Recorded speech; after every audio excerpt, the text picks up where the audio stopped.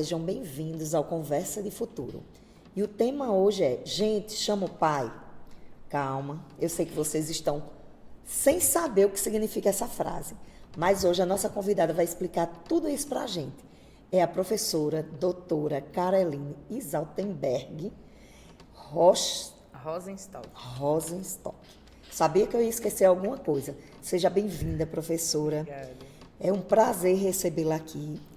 E, para começar, a gente faz uma pesquisa inicial para saber quem é o convidado na fila do pão. Saber quem é ele. E a gente viu que você é doutora, mestra, graduada em enfermagem.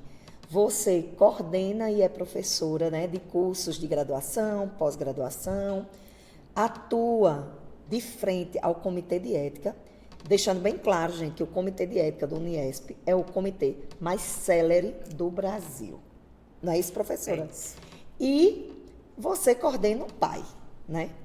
Então, seja bem-vinda, vamos começar. E para começar, a gente queria saber se enfermagem sempre foi um sonho. Bom, a enfermagem para mim sempre foi uma possibilidade. Meu sonho era poder cuidar das pessoas. Inicialmente, a minha ideia era fazer o curso de medicina. Só que na minha época, a gente tinha um processo seletivo chamado PSS. E para mim foi mais confortável escolher um curso que eu tinha certeza que a minha pontuação dava para passar. E a minha escolha foi pela enfermagem e eu não me arrependo dessa escolha. De fato, foi a escolha certa. Então, você sempre esteve no âmbito da saúde, né? Sim. Mas até chegar hoje, quem você é hoje, enquanto professora, enquanto enfermeira, quais foram os maiores desafios que você aponta? Bom, os maiores desafios foram justamente encontrar qual era a minha vocação dentro desse universo que é a saúde.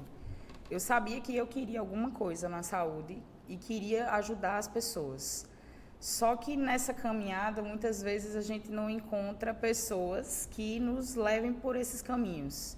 Muitas portas se fecham, são poucas oportunidades para pesquisa, para cursos de extensão.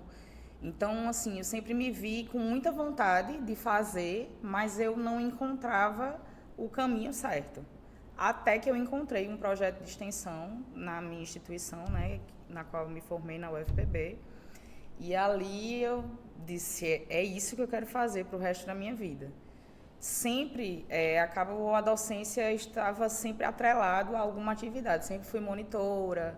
Na minha escola a gente criou um grêmio estudantil. Então, sempre tive vontade de ensinar os outros e, ao mesmo tempo, cuidar das pessoas. Entendi. A gente tem absoluta certeza que a saúde é o ponto, né? Sim. A enfermagem veio nesse caminho, mas hoje, dentro de você, cuidar ou ensinar? O que é que lhe move mais? Ensinar a cuidar. Eu hoje percebi que quando a gente consegue ensinar o outro a importância dele desenvolver habilidades e competências para lidar com o outro, a empatia, a escuta qualificada, a gente vai ter a formação de um profissional de saúde que, de fato, vai resolver problemas e melhorar a qualidade de vida das pessoas. Hoje, eu consigo promover esse cuidado através da educação. Não só da educação dos meus alunos, mas também da educação da comunidade, já que o nosso projeto ele também desempenha ações de educação em saúde e a gente tem essa oportunidade de multiplicar um saber que está dentro da academia para a sociedade como um todo. Quando você tinha o desejo de fazer medicina e ainda não tinha isso tão organizado, né, na mente, você já tinha parado para pensar que a medicina, diferente da enfermagem, cuida da doença e o enfermeiro cuida da pessoa? Isso foi uma reflexão sua num período dessa decisão ou não? Você não tinha parado para pensar isso? Eu nunca tinha parado para pensar isso. Absolutamente não. Até depois que eu entrei no curso, eu tentei ainda um ano, né? Fiz o vestibular novamente e depois eu disse não. Quando eu descobri que a enfermagem ela também tinha o seu papel dentro da equipe de saúde e que eu podia atuar como uma profissional autônoma, então a gente já começa a perceber essa diferença, né, daquela atribuição do profissional. E eu enxerguei na enfermagem algo muito maior do que apenas as pessoas se limitam a ver que às vezes é um procedimento, Exato. é uma área de atuação. E hoje eu consigo perceber que o mundo é do tamanho dos meus olhos. Onde eu conseguir enxergar e eu quiser atuar, eu consigo com a minha formação. Eu pergunto porque hoje, né, é uma realidade de todo mundo, ao dar entrada num hospital ou em alguma situação, a gente não é tratado muitas vezes pelo nome. Sim. A gente é tratado pela doença que a gente tem, pela patologia, seja ela qual for. Né? E o enfermeiro não. A enfermeira é aquela pessoa que está ali com você a todo tempo, que ouve você, conhece sua casa, conhece tudo. Seus acompanhantes, né? Tem esse contato mais imediato. E quando a primeira vez que você falou aqui, você já falou de cuidar, né? E eu fiquei refletindo, será que ela parou para pensar que a medicina não cuida como o enfermeiro cuida? A medicina, ela não atua dessa forma, pelo menos é como chega para a gente, quanto paciente. Nesse caminho, pelo menos aqui na instituição, a gente vê que você trabalha com a emergência, né? Com o pronto atendimento. O pronto atendimento não é a paixão de muita gente, não. Quando eu fiz em enfermagem, né? Eu fiz o técnico de enfermagem, não era a minha. Justamente pela emoção, né? Precisa ter muita inteligência emocional para poder lidar com aquele momento. Verdade. Qual foi a motivação? Houve uma motivação pessoal por essa escolha de trabalhar com a emergência? Ou a emergência chegou até você? A primeira vez que eu me deparei com uma situação de emergência foi uma situação familiar, né? E me deixou muito perplexa a forma como o atendimento foi realizado, que não foi um bom atendimento. E depois disso eu disse, eu vou fazer um curso de primeiros socorros. Isso foi lá em 2005. Eu fiz um curso, existia uma ONG aqui chamada Anjos do Asfalto, e ali eu descobri a minha paixão. Foi uma sequência, né? Terminei o curso, depois fui para outros caminhos, acabei caindo num município que tinha um hospital de emergência, e ali era onde eu levava meus alunos. Tive a oportunidade de ir no Grande Recife, Hospital da Restauração, locais que, de fato, atendiam situações de emergência. Eu percebi que tinha, sim, habilidades e gostava daquela rotina, gostava dessa tomada de decisão imediata. E percebi como enfermeira, como a gente tem autonomia nesses setores, porque a minha escolha de começar um tratamento imediatamente vai garantir a sobrevivência daquele paciente. Então, foi daí para frente só cursos e essa busca de mais conhecimento sempre dentro dessa área, envolvendo urgência, emergência e paciente crítico. Né? As minhas experiências, elas me levaram, digamos assim, para esse ambiente de emergência e de UTI. Perfeito.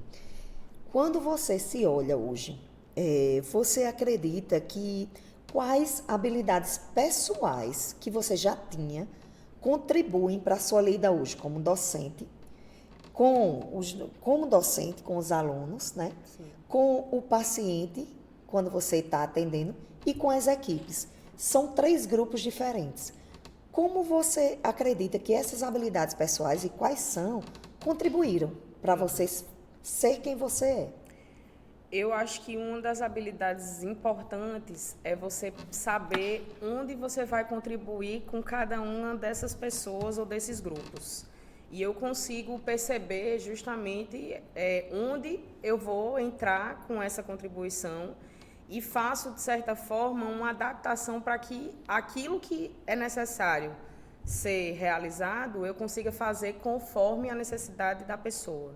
Então, essa capacidade de fazer uma anamnese e de decidir qual é a melhor escolha, tomar a melhor decisão para abordar o público, para tratar um paciente, para treinar uma equipe, enfim, é importante porque a gente nunca tem uma receita de bolo pronta. Cada pessoa aprende a seu tempo, melhora a seu tempo e a gente precisa ter essa habilidade de saber como a gente vai agir. Então, eu acho que é importante ter essa habilidade e importante estudar para você conhecer quais são as decisões que você tem disponíveis para você escolher, de fato, a que é mais assertiva naquele momento. Quando a gente pensa na educação básica, a gente ouve muito falar sobre a educação socioemocional, né? O tempo todo agora está se discutindo sobre a questão socioemocional. Quando a gente vem agora para o ensino superior, no ensino superior, esses alunos que estão entrando, que estão buscando área de saúde, eles conseguem ter dentro da instituição disciplinas que venham a ajudá-los a desenvolver habilidades desse tipo? Sim, eles vão encontrar nas disciplinas que tem algum campo de estágio, um contato com pessoas, de fato, nos projetos de extensão, a exemplo do pronto atendimento institucional, também é um espaço onde ele consegue ter essa primeira oportunidade de lidar com uma pessoa real que está precisando de ajuda naquele momento. Eu acho que quando a gente consegue trazer esse aluno, mesmo que seja num ambiente de simulação, a gente consegue oportunizar para ele esse lugar, né, onde ele vai pensar no que fazer e ter, de fato, essa melhor decisão. É importante a gente conseguir ampliar essas oportunidades de acesso para essa vivência. Exato. E que eles também entendam que a instituição ela tem espaços e projetos a oferecer e que eles precisam formar esse currículo ainda durante a sua graduação. Então, professora, pensando nesses alunos, eu fiquei imaginando o seguinte, você é uma pessoa que idealiza muitos projetos. O comitê de ética aqui, ele é impecável. Mas para criar o PAI, já vou perguntar o que é o PAI, todos os detalhes, mas para criar o PAI, que é um projeto lindo da instituição, você teve alguma inspiração? De onde foi que saiu a ideia de criar o pronto atendimento institucional? Então, um ano depois que eu entrei aqui na instituição, surgiu a oportunidade de criar uma disciplina dentro do curso de enfermagem chamada Atendimento Pré-Hospitalar, APH. Tinha uma disciplina de primeiros socorros, que era uma disciplina básica, e surgiu a necessidade de mudar, né, um pouco o PPC do curso e trazer um aprofundamento maior para a enfermagem dentro dessa atuação. Junto com essa disciplina, apareceu um projeto de outros professores para criar uma sala de emergência aqui na instituição. Conversando com a minha coordenadora, a gente ficou naquela, certo, e quem vai trabalhar nessa sala de emergência? Como vai ser? Tem escala? Vai ter material? Como será? Aí ela disse, você topa tocar esse projeto para frente? Eu disse, vamos nessa. Só que eu vou precisar de alunos. Então, inicialmente, a gente começou com alunos só do curso de enfermagem e de educação física. E a gente ofertava um treinamento, né, básico para eles e eles começaram a dar alguns plantões. A gente tinha 6 alunos voluntários no começo, né, e um outro professor que também fazia a parte do treinamento. E a instituição foi investindo em equipamento, em espaço, em estrutura. E a gente percebeu que a demanda de procura pelo serviço aumentou. Como a procura aumentou, a gente precisou aumentar também a equipe. Onde eu tinha 6, hoje eu tenho 50 voluntários. Meu Deus do céu! E hoje o serviço funciona de segunda a sábado, manhã, tarde e noite. Só no sábado, que é manhã e tarde. Mas a gente consegue oferecer na média de 230 a 240 atendimentos por semestre. É bem requisitado. Quando a gente estava pensando, quando a gente lhe convidou, aí a gente ficou pensando, como é que a gente vai colocar o tema? Aí eu disse, gente, vamos colocar, a gente chama o pai, porque toda hora aconteceu qualquer coisa aqui, a gente fala de chamar o pai, né? Que é o pronto atendimento institucional do Uniesp, né? O pai. Como é que esse atendimento ele funciona diariamente? Você já disse que ele funciona de segunda a sábado, manhã e tarde, o restante os 3 turnos. Os 3 turnos. Como é isso? Como foi que foi construída essa organização para chegar de 6 para 50? Então, a gente começou justamente ofertando essa oportunidade de ter dentro de um único ambiente um projeto de extensão, onde o aluno consegue devolver para a sociedade aquilo que a formação traz para ele. Um projeto de monitoria, porque nós temos disciplinas que são semelhantes aos primeiros socorros, atendimento pré-hospitalar, suporte básico de vida, enfim, disciplinas comuns nos cursos de saúde. E também desenvolver um projeto de pesquisa de iniciação científica, já que a gente tem dados ali, né, que são importantes divulgar e publicar. Pensando nesse trio, a gente criou um núcleo de pronto atendimento institucional e hoje a gente consegue ofertar extensão, monitoria e pesquisa para os nossos alunos e a gente distribui eles em escalas. Quando a gente faz o processo seletivo, a gente coloca no nosso edital que ele precisa dispor de 12 horas por semana para as atividades lá no nosso pronto atendimento. Ele, no final do semestre, recebe um certificado de 60 horas de extensão. Se ele desenvolver monitoria, 120 horas de monitoria acadêmica, dependendo do componente que ele, né, ajudou, e 60 horas de projeto de pesquisa para aqueles que também produzem resumo expandido, artigo científico. A gente já tem 2 livros, né, de protocolos do pronto atendimento publicados pela editora do Uniesp. Totalmente gratuito, né? Tudo gratuito. Eles são voluntários, os alunos todos são voluntários e a gente tem essa distribuição através de uma escala. Então, eles conseguem vivenciar, ao mesmo tempo que uma experiência profissional, uma experiência de gestão de um serviço de saúde. Porque eles que fazem as escalas, eles fazem a verificação de todos os materiais diariamente, a gente tem checklists para que eles consigam seguir essa rotina. Eles abrem plantão no livro de ocorrência, tem treinamentos semanais obrigatórios. Além dos plantões que eles dão, dentro dessas 12 horas, a gente coloca 2 horas de treinamento obrigatório semanal para todos eles. Então, o projeto atinge pesquisa, ensino e extensão, os 3 pilares da instituição. Exato. Para montar tudo isso, essa rotina, essa gestão, foi você Foi que eu. sentou e montou? Sim. É, a mãe do pai, né? Não tem como fugir, não. E aí, para além da pesquisa, ensino e extensão, na prática, quais são os serviços que o pai oferta? O pai hoje ele oferece esse atendimento em situações de urgência e emergência. A gente sempre faz um levantamento daquilo que é mais solicitado, né, diante do pronto atendimento. Então, todas as pessoas que estão passando mal, né, a gente consegue atender tanto na nossa sala quanto no local onde a pessoa está precisando de ajuda.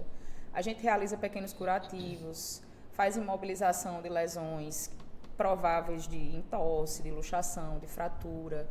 A gente já atendeu aqui situações de quedas, né, que a pessoa sofreu uma escoriação. Então, todo esse atendimento de urgência e emergência a gente consegue ofertar e as ações de educação em saúde focadas aí tanto no APH quanto nos primeiros socorros.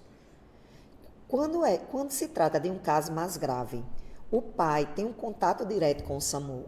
A gente sempre tem dentro do nosso treinamento justamente essa necessidade de avaliar a situação e entender quando é necessário acionar o serviço de emergência. Dentro do nosso protocolo, né, a gente tem ali situações em que eles sabem que precisam ligar para mim, para que eu faça esse acionamento do SAMU. Até porque a gente entende que essa comunicação profissional, né, ela é importante e também deixa um registro da ocorrência lá na base, né, onde vai ser atendido. E aí, dentro do nosso fluxo de atendimento, se eles avaliarem que é uma situação de gravidade, eles entram em contato comigo e eu mesma faço esse acionamento. Mas existe entre a instituição e prefeitura ou estado algum convênio com relação ao SAMU? Não. A gente não tem. O que a gente desenvolveu aqui dentro da instituição? A gente treinou alguns seguranças e alguns profissionais de outros setores para que eles também identificassem essas situações de emergência. E eles têm o nosso canal de comunicação de rádio, que a gente também usa rádio portátil na frequência deles. Logo, quando tem qualquer QRU, né, que a gente chama qualquer ocorrência em outros blocos, os seguranças e outros funcionários acabam acionando o nosso serviço. A gente criou a nossa própria rede de acionamento de emergência aqui na instituição. E quando é necessária essa remoção pelo SAMU, a gente faz o acionamento também. Mas quando você contabiliza, no geral, existem muitos atendimentos para ser externo, a nível de SAMU? Não. Não, né? Não, graças a Deus, não. Porque eu já ia sugerir, de repente seria interessante um convênio da instituição Sim.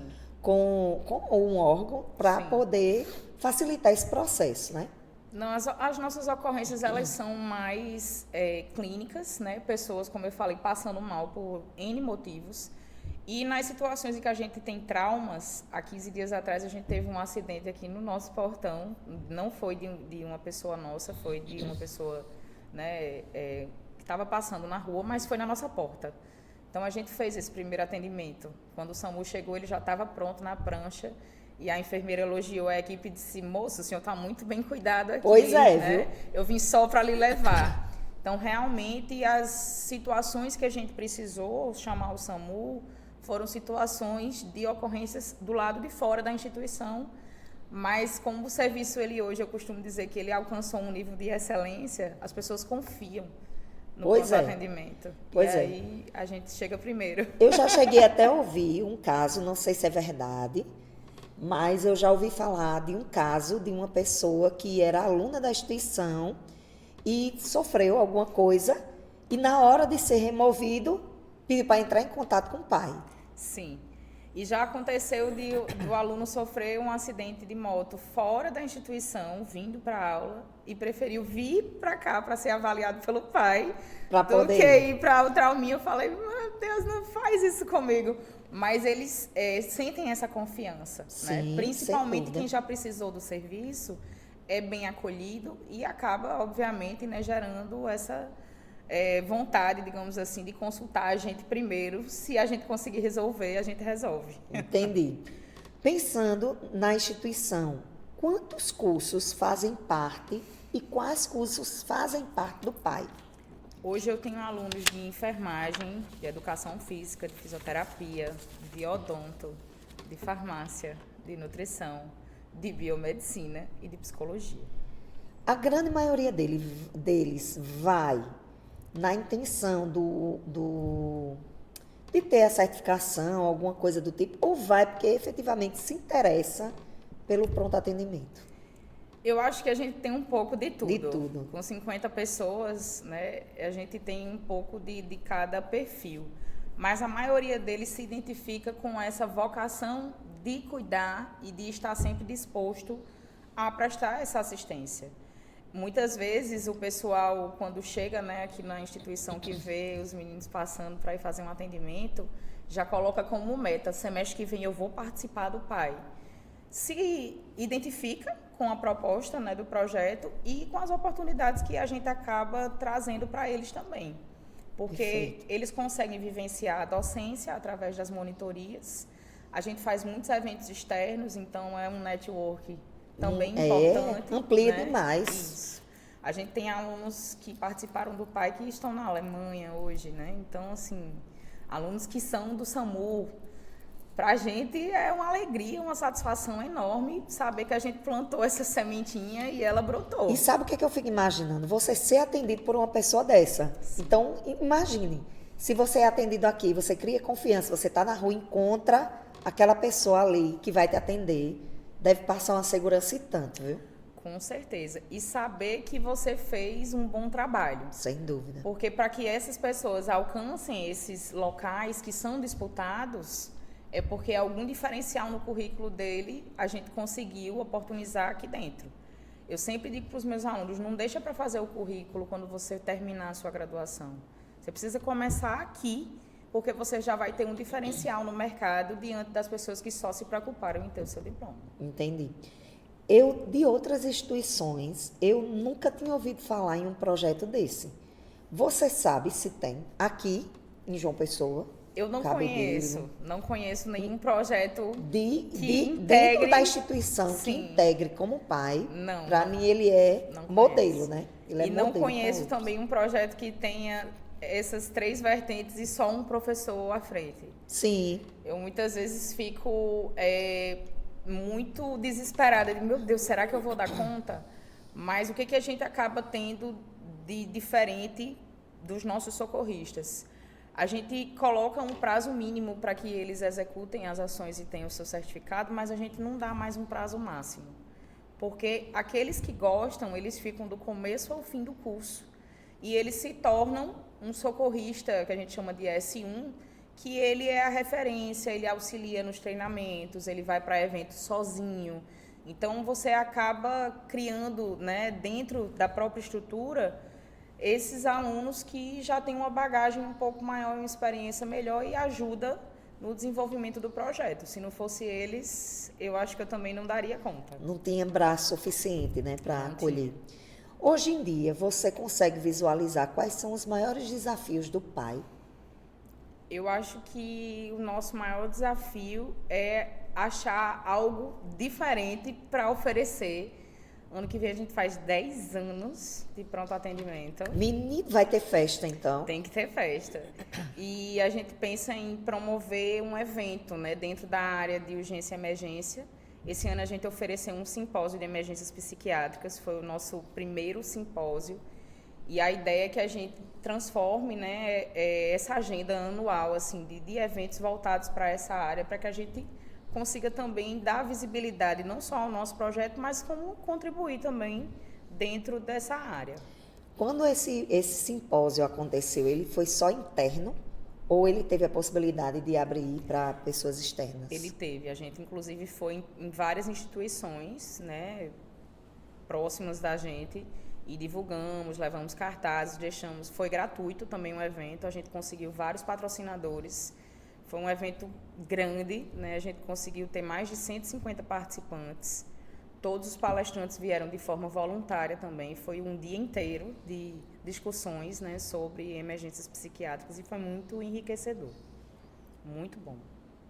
Professora, a gente falou sobre os desafios e tudo mais. Você disse que quando pensa em desafio é sempre buscar, né, novas ações, o que tem de novo. Existe alguma coisa de melhoria ou de inovação que você diga assim, é top, ia fazer toda a diferença, que você quer implementar no PAI ainda?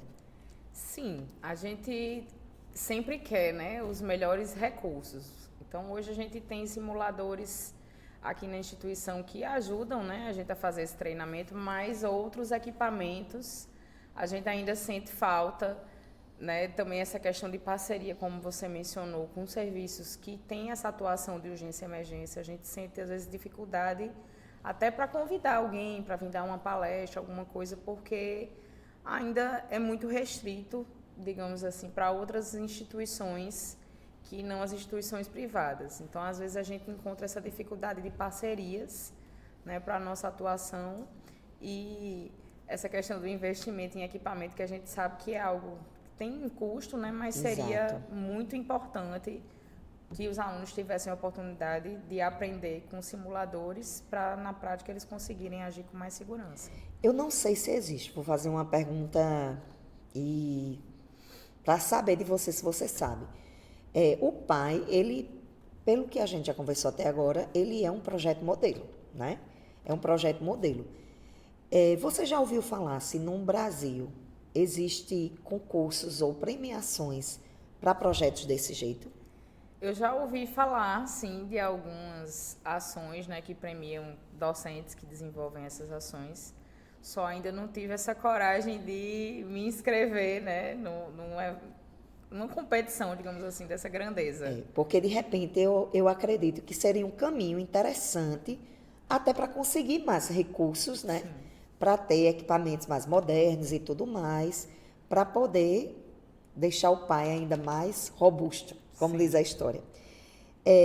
Você me falou que o PAI ele atua em 3 pilares e tal, mas para você, se você tivesse que definir o PAI hoje para o Uniesp, o que o PAI significa para a Uniesp? Eu acho que o PAI é um modelo de vivência que a gente quer proporcionar para o nosso aluno. Dentro do pronto atendimento, a gente consegue integrar disciplinas, a gente consegue integrar cursos, procedimentos, ações. Então, é uma oportunidade de experiência profissional e acadêmica ao mesmo tempo. Eu acho que a gente é um modelo, um exemplo a ser seguido. Também, viu? Eu já era admiradora do PAI. E agora, então, Então, vamos lá. A gente já falou do pai, enquanto os 3 pilares, a gente já falou do pai. O quanto ele é importante, é um projeto importante para os alunos no processo de formação, no processo de experiência de trabalho. Mas quantos atendimentos, em média, o pai faz? A gente tem como parametrizar semanalmente ou mensalmente? Existe como a gente ter essa medida? Sim. Todo semestre a gente faz esse perfil, né, do atendimento, tanto em quantidade de atendimentos, quanto nos tipos de ocorrências, até para que a gente possa fazer a previsão de material que a gente vai solicitar para o próximo semestre. Então, a gente tem um livro, né, de registro dessas ocorrências. Eu tenho como parâmetro o último semestre que a gente avaliou, né? Então, a gente abriu 230 plantões. Manhã, tarde e noite, nos 6 dias, né, da semana. A gente teve 248 ocorrências. É quase que uma por plantão, se você for distribuir. E dessas ocorrências, 20% crise de ansiedade autorrelatadas pelas pessoas. E a maioria delas, né, também dessas ocorrências, pessoas que estavam se sentindo mal, com a pressão alterada, com a glicose alterada. No momento do atendimento, além da gente avaliar o sinal que o paciente apresenta, ele também recebe toda uma orientação de como ele deve seguir depois. Proceder. O acompanhamento. A gente tem alguns funcionários nossos que a gente já sabe que tem algum problema de saúde, gestantes. Então, ele já tem a fichinha dele de atendimento lá e diariamente eles vão lá naquele horário e a gente vai fazendo esse acompanhamento. Às vezes eles vêm até a gente, pede esse registro para levar para o médico, para mostrar que, de fato, esse acompanhamento está sendo realizado por um serviço de saúde. Então, é a oportunidade justamente de cuidar, né, de todos os nossos, tanto alunos quanto colaboradores, ali também dentro do serviço. A gente vê também muitas situações em que a pessoa pode sofrer um trauma. Sim. Uma queda, um corte, já que temos alguns cursos que fazem trabalhos manuais e alguns acidentes acabam acontecendo. Então, a gente garante, né, esse atendimento que, às vezes, é o único atendimento que a pessoa vai fazer. A gente tem pessoas aqui que vieram diariamente trocar curativos com a gente, até que a lesão, de fato, né, cicatrizasse, e a gente consegue acompanhar essas pessoas mais de perto. A gente sabe que aqui na instituição a gente tem o NUPS, né, que é o Núcleo de Apoio Psicopedagógico e tal. E o NUPS, ele acompanha, ele orienta como a gente deve proceder com relação às pessoas que são atípicas, né? Então, a gente tem muitos alunos que têm laudo e que apresentam algum transtorno, alguma síndrome, algo desse tipo. E eles fazem esse acompanhamento. Num momento de uma crise, né? Acionam muito o NUPS para poder dar aquele apoio. O pai, ele atua diretamente na regulação desses alunos? Sim, a gente sempre é acionado, às vezes, primeiro até do que o NUPS. E quando a gente chega lá, que o aluno relata, né, que ele tem determinado diagnóstico, os meninos imediatamente, se eu não estiver no local, entram em contato comigo e eu já faço esse contato com o NUPS. A gente já teve algumas situações, né, aqui na instituição, de alunos que precisaram, estavam num momento de crise, e antes do NUPS chegar, a gente conseguiu tirar aquela pessoa daquele momento. Esse simpósio que a gente ofertou, ele serviu não só para a comunidade acadêmica, mas como treinamento para os nossos próprios socorristas. Porque, além dos palestrantes, a gente ofertou uma oficina de vivência. E eles tiveram que estudar e se preparar, né, de certa forma. E no nosso último treinamento, por exemplo, para os alunos novatos, a gente ofertou exatamente esse mesmo conteúdo, de manejo em situações de crise de ansiedade e ataques de pânico. Eu perguntei porque cada vez mais a gente está vendo o número de pessoas com laudo, né, identificadas como TEA, né, pessoas atípicas, TEA, TDAH, TOD, então tem uma variedade muito grande.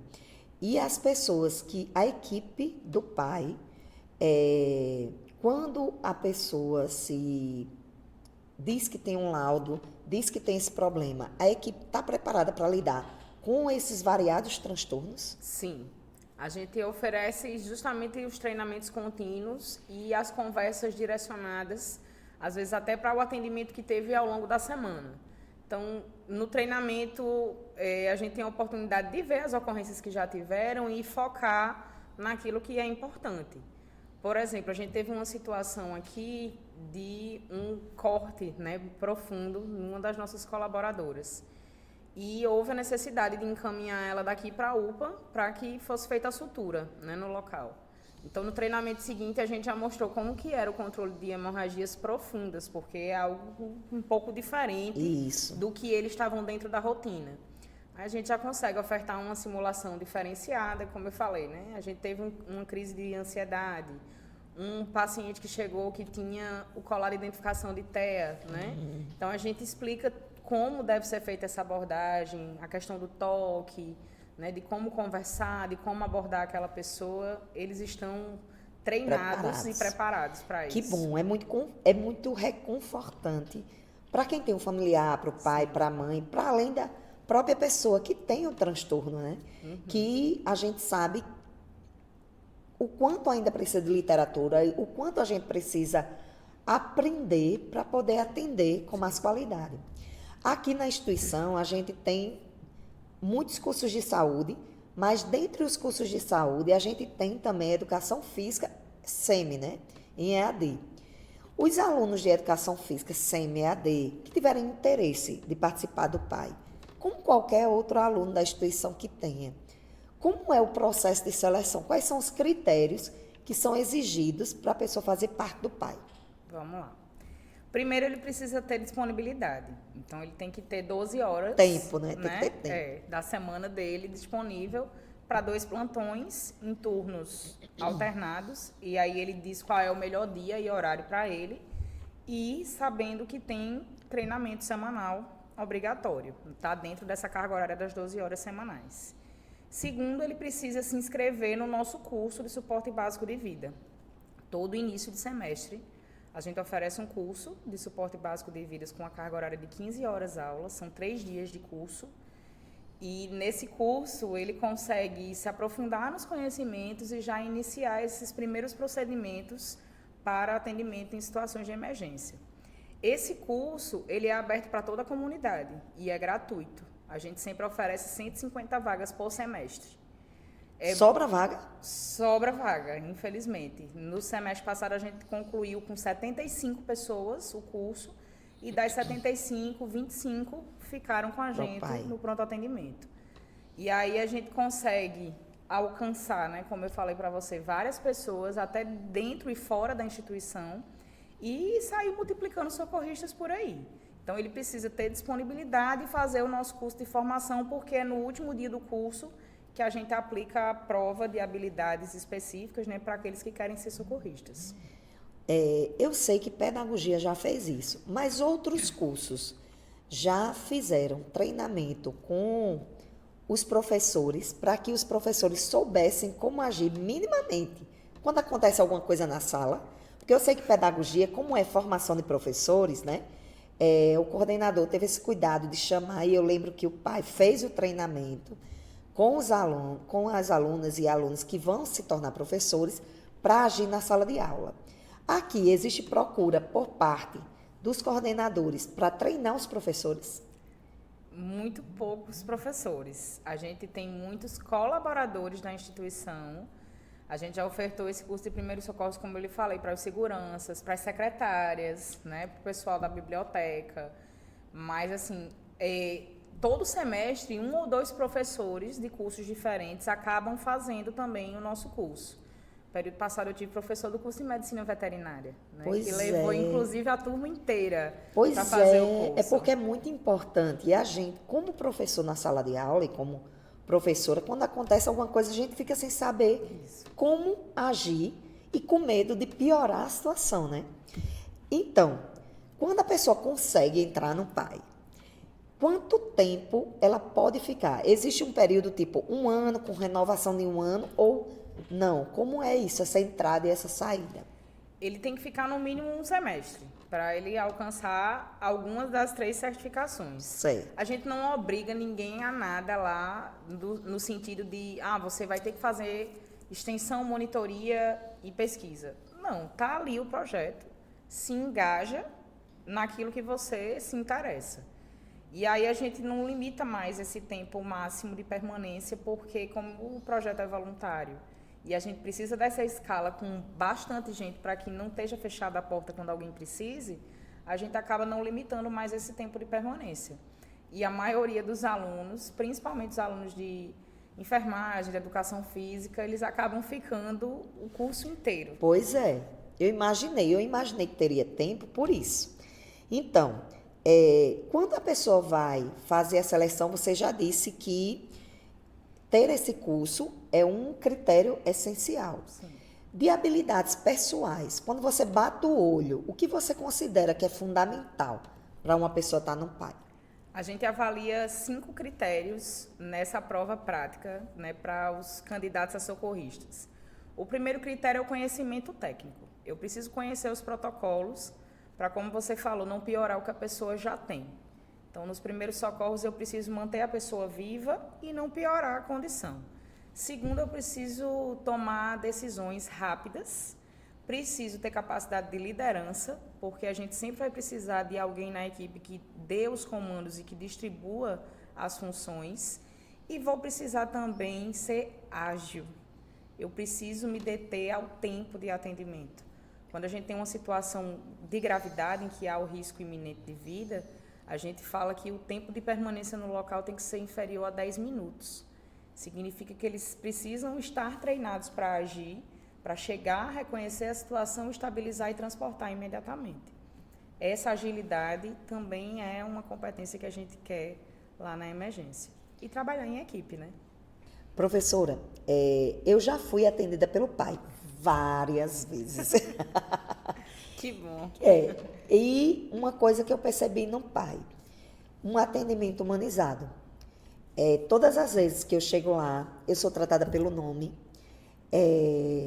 Eles trabalham com a gente na perspectiva de acalmar, de entender e tudo mais. Essa prática do PAI é uma sinalização que a educação voltada para a saúde está mais humanizada, ou isso é um perfil do PAI? É um perfil do PAI e uma necessidade para a formação profissional em saúde. Essa questão da empatia, ela traz para a gente essa oportunidade de se colocar no lugar do outro e tratar o outro como eu gostaria de ser tratado. É o princípio básico que a gente sempre traz para eles no atendimento. Se a pessoa vem procurar você, ela está com algum problema ou ela está sofrendo, o que eu preciso promover para ela? Conforto. E isso só se dá através desse atendimento humanizado. Essa escuta qualificada, essa atenção pelo nome, o registro também das intervenções. A gente prioriza muito para que a gente avalie se essa pessoa está melhorando de fato ou se aquele quadro dela já está ficando algo mais grave que eu preciso chamar ali outras pessoas para ajudar. Entendi. Hoje, muitos alunos, quando nos ouvir, né, quando estiver ouvindo, assistindo a gente, pode ficar interessado em seguir esse caminho. Qual é o seu conselho para quem deseja seguir esse caminho do socorro, do pronto atendimento? Para os alunos, para quem está aqui só ainda tentando se encontrar dentro da saúde. É importante que ele procure cursos de capacitação. Como a gente comentou, esses protocolos eles são fundamentais e são protocolos internacionais, né, para que esse atendimento seja o mais assertivo possível e o mais ágil também. Então é importante sempre se capacitar e se atualizar, porque esses protocolos eles também mudam. Entendi. Por isso que todo semestre a gente faz um curso novo. Não é só para a seleção dos novatos, mas também para a nossa própria atualização e para a comunidade científica como um todo. Entendi, perfeito. Professora, para encerrar, a gente tem um bloco que é bem curtinho, que se chama Insight. E nesse Insight, qual é a proposta? Eu falo uma palavra e a partir dela você dá um conselho, principalmente para os nossos ouvintes, para as pessoas que têm interesse nessa área, certo? Tá. Então vamos lá. Prevenção. Prevenção. Primeiro, Avalie a situação e veja se tem algum risco ali naquele momento. Se alguma coisa puder dar errado, certamente ela vai dar. A prevenção é você estar atento a isso. Saúde mental. Importante demais, principalmente para quem quer cuidar dos outros. A gente não consegue cuidar de alguém se a gente não está bem. A saúde mental é algo que a gente precisa reconhecer, valorizar e procurar a ajuda certa. Exercício físico. É essencial para uma vida saudável. Corpo são, mente sã. Tá tudo junto, saúde mental e exercício físico. Tratamento. Tratamento. Essa é uma palavra difícil da gente trazer, porque às vezes o tratamento ele não é a solução definitiva, mas é necessário e precisa ser individualizado. Isso é importante. Experiência. Experiência é algo que a gente tem todos os dias a oportunidade de ter. Basta você se doar ao outro, que com certeza você vai ter boas experiências para contar. Formação. A formação é algo essencial na nossa vida e que vai determinar a excelência da atividade que a gente queira fazer, seja ela qual for. Se você tiver uma boa formação, você vai ser um excelente profissional. Saúde pública. Saúde pública é a base da saúde da população em geral.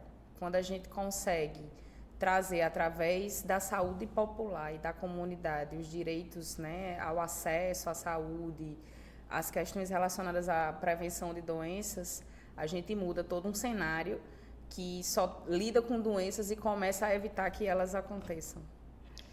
Cuidados paliativos. Cuidados paliativos é uma vertente que a gente precisa abrir os olhos, porque a gente também tem essa etapa da vida em que não vai ser possível fazer mais nada. Ou por uma condição crônica, ou porque de fato é a terminalidade ali da vida. Eu preciso de habilidades para deixar aí e para promover essa melhor qualidade de vida para aqueles que infelizmente não vão conseguir interromper essa doença ou esse sofrimento. Autocuidado. Importantíssimo. O autocuidado evita que as situações se agravem. Se eu não me enxergo e se eu não me cuido, eu não vou conseguir cuidar dos outros e, consequentemente, vou ter algum problema, né, na minha condição ou na minha saúde. Saúde integrativa. A saúde integrativa é o que a gente procura lá no pronto atendimento. Integrar saberes diferentes e habilidades diferentes para que a gente veja a pessoa como um todo. Ninguém é uma caixinha isolada, as pessoas são complexas.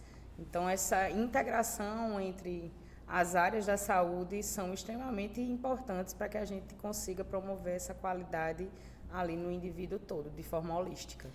Para a gente finalizar, existe alguma frase que lhe move, algum pensamento, algum autor, algo que você ouviu e que sempre quando você pensa em desistir, em deixar, em que você está para baixo e ela te levanta? Eu tive uma professora lá no UFPB que ela era muito divertida. O nome dela é Bagnólia, né? E ela já brincava muito até pelo nome dela ser diferenciado. E ela dizia uma frase sempre no final das aulas dela que quando eu estou triste, eu me lembro dela, que ela fala: o sucesso é ser feliz. Independente de como for, seja feliz que você vai alcançar o sucesso. Menina, que frase, realmente, viu? Realmente. Professora, foi um prazer ter você aqui. Obrigada. Né? Como amiga, como professora, como uma profissional que eu admiro. E acho que quem não lhe conhece, está lhe assistindo, vai se apaixonar. Que bom. A gente fez um mimo para lhe dar. Olha só. Um mimo. Não é a caneca que você me perguntou, mas eu espero que goste. Muito obrigada. Porque ele é personalizado para você. Posso abrir? Pode. Que coisa mais linda. Eu já vi que tem o nome do pai aqui. Exatamente. Já vamos. Ai, que legal. Muito Uma bom. conversa de futuro com o Conversa de pai. futuro E aí com o dentro pai. tem o nosso agradecimento. Né? Então, bom. espero que goste, Obrigada. que utilize. Com Foi um certeza. prazer. A gente vai pegar seus contatos para poder divulgar. Sim. Para quem tiver interesse, quem quiser saber mais, quem quiser lhe procurar. E todos vocês, foi um prazer estar com vocês. Nos acompanhem nas redes sociais e nós entraremos estaremos sempre trazendo mais novidades nessa conversa de futuro.